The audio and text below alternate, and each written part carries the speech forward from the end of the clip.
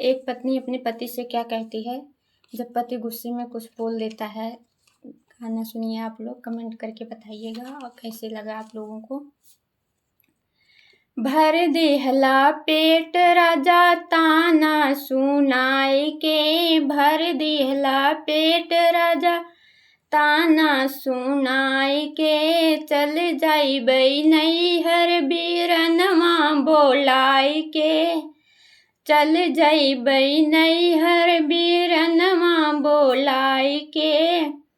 का करी हैं सासू हो, का करी हैं ससुर, का करी हैं सासू हो, का करी हैं ससुर, का करी हैं गौआ के लोग समझाई के, का करी हैं गौआ के लोग समझाई के। भर दिहला पेट राजा ताना सुनाई के, भर दिहला पेट राजा ताना सुनाई के।